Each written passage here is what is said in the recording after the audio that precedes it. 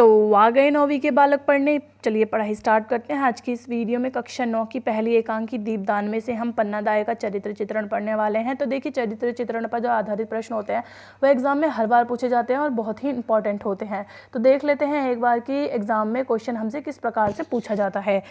एकांकी दीपदान के आधार पर पन्ना दाय का चरित्र चित्रण कीजिए। तो चरित्र चित्रण देख लेते हैं हम। दीपदान एकांकी की नायिका पन्ना है। वह चित्तौड़गढ़ के महाराज राणा सांगा के कनिष्ठ पुत्र कुंवर उदय सिंह की संरक्षिका दाय हैं।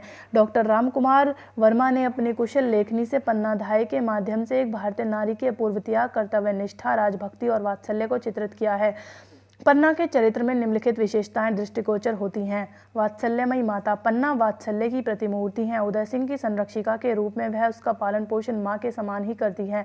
साथ ही अपने पुत्र चंदन के प्रति भी उनके मन में अगाध वात्सल्य भाव है। यह जानते हुए भी कि आज उसके पुत्र चंदन के प्राण संकट में है, वह अपने फूल से लाल चंदन को अंगारों की सेज पर सुलाकर स्वयं को धिक्कारती हैं। तू सरपणी है सरपणी, जो अपने ही बच्चे को खा जाती है।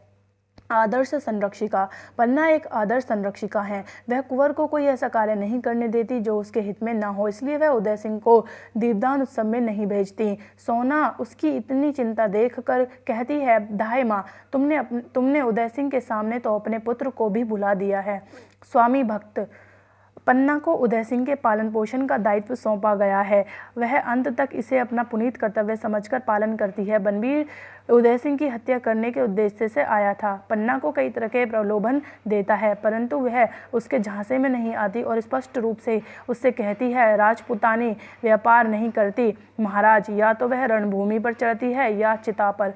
सच्ची शतरानी। पन्ना एक सच्ची शतरानी है जिसमें असीम साहस, अपूर्व त्याग और वीरता के गुण हैं। वह चित्तौड़ को नाच रंग की भूमि नहीं, जौहर की भूमि मानती हैं। कर्तव्य परायण।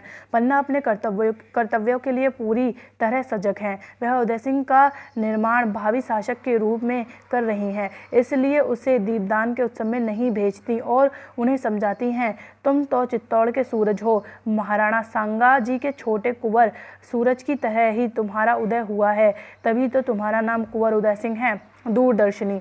पन्ना अत्यंत दूरदर्शी है। जैसे ही उसे बनबीर द्वारा आयोजित दीपदान उत्सव के विषय में पता चलता है, वह तुरंत ही उसकी चाल को भांप जाती है और उदय सिंह की सुरक्षा करती है। वह उदय सिंह के स्थान पर अपने पुत्र चंदन को सुला देती है और उदय सिंह को झूठी पत्तलों के नीचे छुपाकर महल से बाहर सुरक्षित स्थान पर भिजवा देती है।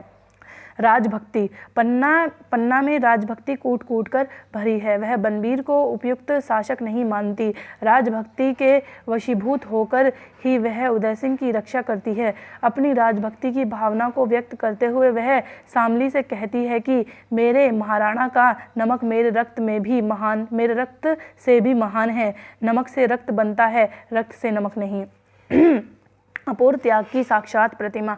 पन्ना चित्तौड़ के सूर्य उदय सिंह की सुरक्षा के लिए अपने नन्हे से लाल चंदन को कुंवर की सैया पर हत्यारे बनबीर की तलवार के नीचे सुला देती है और कहती है, मैंने अपने जीवन के दीप पुत्र को रक्त की धारा पर तैरा दिया है। क्या कोई ऐसा दीपदान कर सकता है? इस प्रकार एकांकीकार ने पन्ना दाय के चरित्र की विशेषताओं को अत्यंत कुशलता के साथ चित्रित किया है, जिसमें उसका प्रत्येक गुण आलोकित हो उठता है। तो यह थी हमारी आज की वीडियो। आशा करती हूँ आपको पसंद आई होगी। ये बहुत इंपॉर्टेंट है, इसलिए आप अपने दोस्तों के साथ भी इसे ज़रूर शेयर कर देना। मिलते हैं आपसे अगली वीडियो में। आप हमारे चैनल को सब्सक्राइब कर दीजिए, वीडियो को लाइक कर दीजिए। तब तक के लिए जय श्री राम, भारत माता की जय।